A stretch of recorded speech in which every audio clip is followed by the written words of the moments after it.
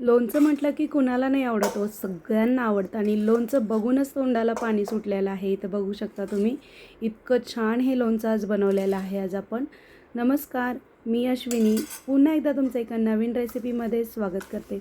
आज की नाही आपण 3 किलोच्या प्रमाणामध्ये लोणचं बनवणार आहोत. अगदी साधी सोपी रेसिपी आहे. जरी तुम्ही पहिल्यांदा जरी हे लोणचं बनवणार असाल ना, तरी हे लोणचं तुमचं अगदी परफेक्ट तयार होईल, बिलकुल बिघडणार नाही.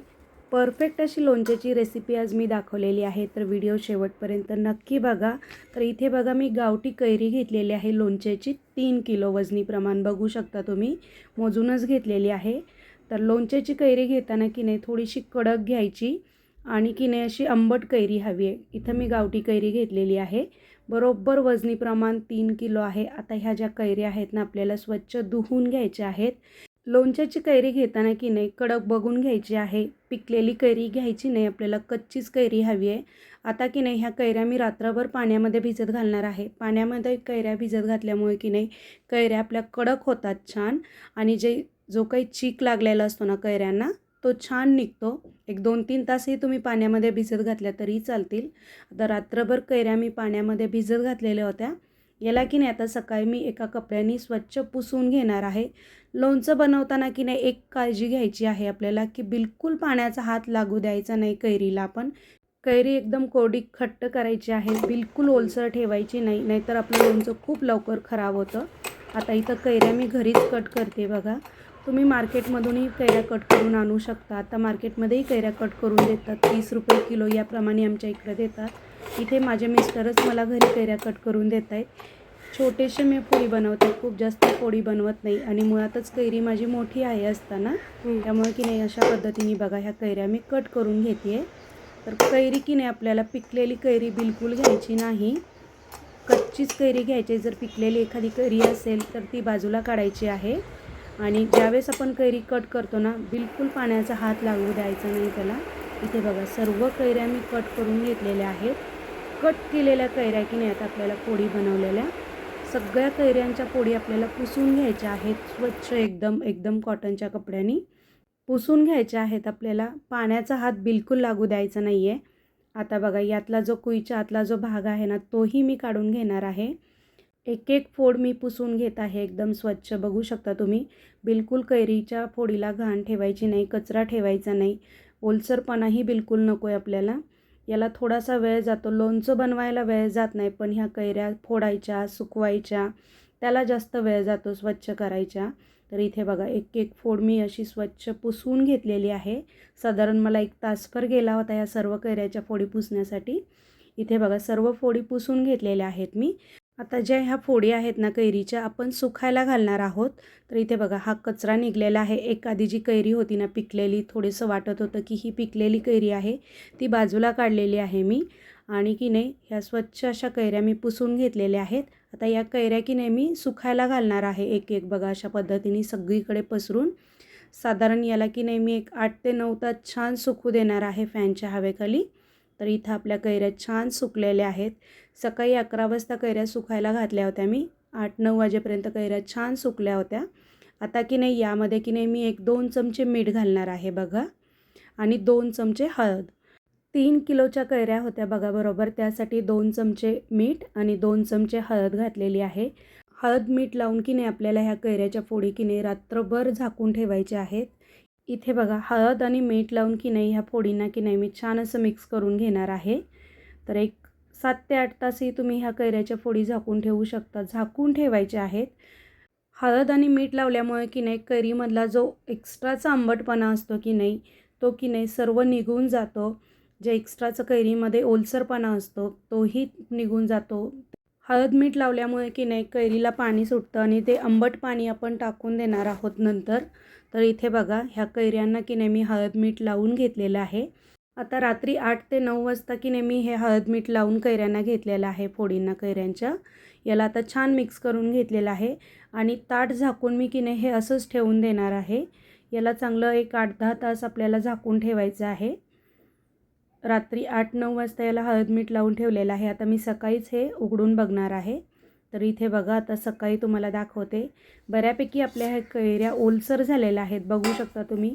हळद मीठ लावल्यामुळे की नाही कैऱ्यांना पाणी सुटलेलं आहे. आता की नाही आपण ह्या कैऱ्याच्या फोडी जी आहेत ना ते सुकायला घालणार आहोत.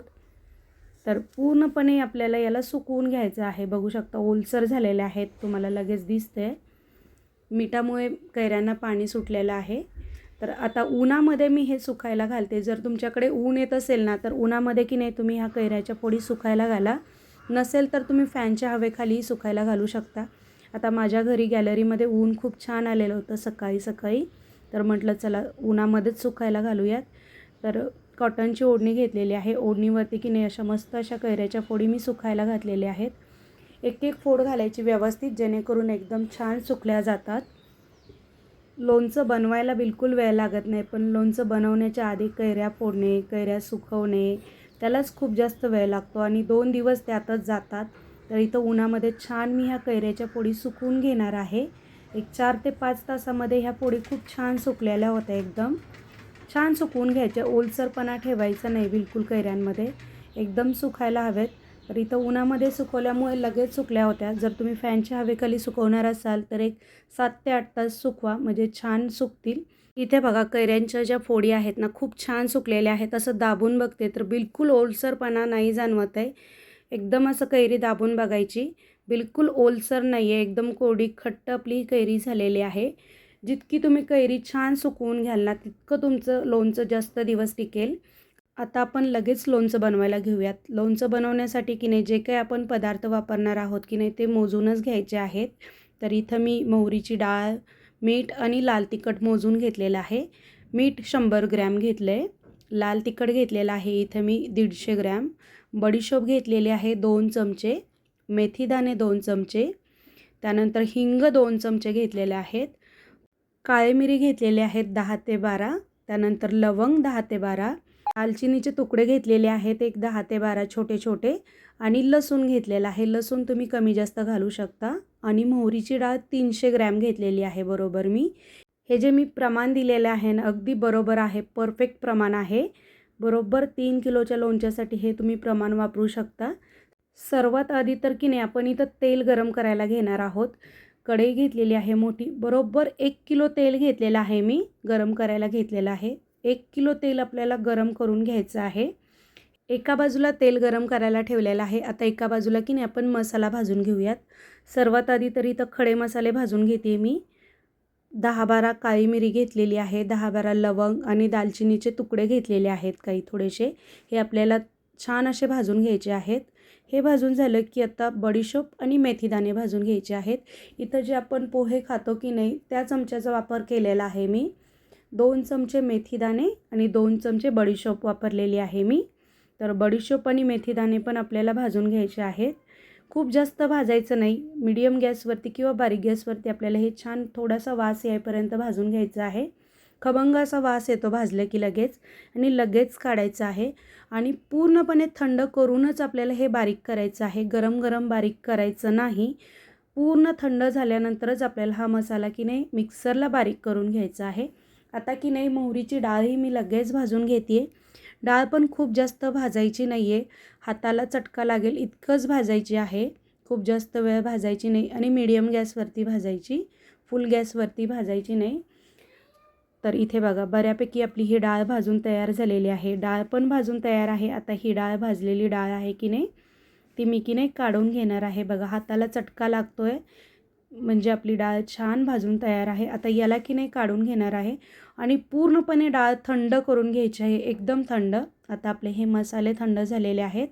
याला की नाही आपण जाडसर असं मिक्सरला बारीक करून घेणार आहोत. मसाले पूर्ण थंड झाल्यानंतरच मिक्सरला बारीक करायचे आहेत. इथे बघा जाडसर असा हा मसाला मी बारीक करून घेतलेला आहे. खूप जास्त बारीक पावडर बनवायची नाही. आता ही डाळ जी आहे ना ती पूर्ण थंड करून घ्यायची आहे आपल्याला. आणि यातली की नाही अर्धी डाळ मी की नाही मिक्सरला बारीक करून घेणार आहे पल्स मोडवरती. थोडीशीच बारीक करायची, खूप जास्त पावडर बनवायची नाही. बघा एक पल्स मोडवरती 1-2 वेळा मी फिरवून घेतलेला आहे. डाळीचे 2 तुकडे झालेले आहेत. अशीच आपल्याला बारीक करायची आहे. एका बाजूला तेलही गरम करायला ठेवलेलं होतं आपण. बऱ्यापैकी तेल गरम झालेलं आहे. तेल गरम करताना की नाही बारीक किंवा गॅस मीडियम ठेवा, फुल गॅसवरती तेल गरम करू नका. तर आपल्याला छान धूर निघेपर्यंत तेल गरम करून घ्यायचं आहे. तर इथं की नाही आपलं मस्त असं तेल गरम झालेलं आहे. गॅस बंद करून घेते. आता गरम झालेलं तेल की नाही यातलं मी एक पाव तेल बाजूला काढून घेतलेलं आहे आणि जे राहिलेलं तेल आहे ना थोडंसं थंड होऊ द्यायचं आहे. खूप जास्त कडक आहे तेल, थोडंसं नॉर्मल थंड झालं की यामध्ये आपण मसाले घालणार आहोत. मसाले पण स्टेप बाय स्टेप घालायचे आहेत आपल्याला.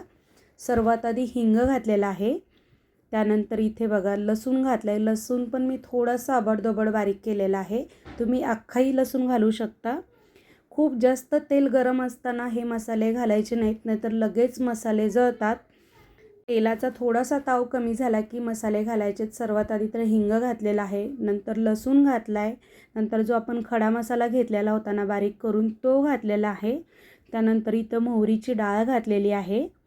जर तुम्ही गरम गरम तेलामध्ये जर घातलं ना सर्व तर मसाले करपतात, लसूण करपतं, मोहरीची डाळही करपते. त्यामुळे तेलाचा ताव थोडासा कमी होऊ द्यायचा आणि नंतरच सर्व मसाले घालायचे. बघू शकता इथं मोहरीचा कलर आहे असा आहे, लसणाचा पण कलर आहे असा आहे आणि लाल तिखट शेवटी घालायचं आहे आपल्याला, नाहीतर लगेच लाल तिखटाचाही कलर चेंज होतो. आता हे लाल तिखट मी घरी बनवलेलं आहे. यामध्ये मी बेडगी मिरची आणि लवंगी मिरचीचा वापर केलेला आहे. त्यामुळे रंग आणि चव, तिखटपणा सेम प्रमाणात आलेला आहे. इथं तुम्ही रंग येण्यासाठी बेडगी मिरची पावडर वापरू शकता आणि चवीसाठी आणि तिखटपणासाठी लवंगी मिरचीचा वापर करू शकता. अर्धी अर्धी लाल मिरची पावडर तुम्ही वापरू शकता. आता यामध्ये लगेच मीठ घातलेलं आहे मी बघा. याला आता छान मिक्स करून घ्यायचं आहे आपल्याला. हा आपला लोणच्याचा मसाला तयार झालेला आहे, पण आपल्याला लगेच हा लोणच्यामध्ये ॲड करायचा नाही आहे, मिक्स करायचा. याला पूर्णपणे थंड करून घ्यायचं आहे. चांगलं एक 5 ते 6 तास याला आपण थंड करायला असंच ठेवणार आहोत. पूर्णपणे हा मसाला थंड करून घ्यायचा आहे आणि नंतरच जे आपण लोणच्याच्या फोडी बनवलेल्या आहेत ना कैऱ्याच्या, त्यामध्ये हा मसाला घालायचा आहे. तुम्ही सकाळी लवकर हा मसाला करून ठेवू शकता आणि दुपारी लोणच्याच्या फोडी ज्या आहेत ना आपल्या कैरीच्या सुकल्यानंतर त्यामध्ये मसाला घालू शकता. फक्त एक काळजी घ्यायची आहे, पूर्ण थंड मसालाच करून घालायचा आहे. थोडासुद्धा कोमट मसाला नको आहे. पूर्णपणे थंड मसाला करायचा आहे आणि मगच या लोणच्याच्या फोडीमध्ये की नाही आपल्याला हा मसाला ॲड करायचा आहे. बघू शकता किती छान रंग आलेला आहे आपल्या ह्या मसाल्याला. परफेक्ट असा हा मसाला तयार झालेला आहे आणि पूर्ण थंड झालेला आहे. आता जो हा मसाला आहे ना या फोडींमध्ये मी घालून घेणार आहे आणि मस्त कलर आलेला आहे बघू शकता तुम्ही. पुन्हा एकदा सांगते, बिलकुल कोमट किंवा गरम हा मसाला लोणच्याच्या फोडीमध्ये घालायचा नाही. पूर्ण थंड करून घ्यायचा आहे. थोडासा वेळ जातो, पण थंड झाल्यानंतरच हा मसाला फोडींमध्ये घालायचा आहे. नाहीतर जर तुम्ही गरम गरम घातला तर तुमचं लोणचं खूप लवकर खराब होईल. इथे सर्व मसाला जो बनवलेला आहे ना पूर्ण थंड करून की नाही मी कैऱ्यांच्या ज्या फोडी बनवल्या होत्या की नाही त्यामध्ये घातलेला आहे. आता याला छान मिक्स करून घेणार आहोत आपण. तुम्ही जर माझ्या चॅनलला नवीन असाल, तुम्हाला माझी ही रेसिपी आवडली असेल तर प्लीज चॅनलला लाईक करा, शेअर करा आणि सबस्क्राईब नक्की करा. तर बघा छान असा हा मसाला की नाही या फोडींमध्ये मिक्स करून घेतलेला आहे मी आणि मस्त मसाला सगळ्या फोडींना लागलेला आहे बघू शकता तुम्ही.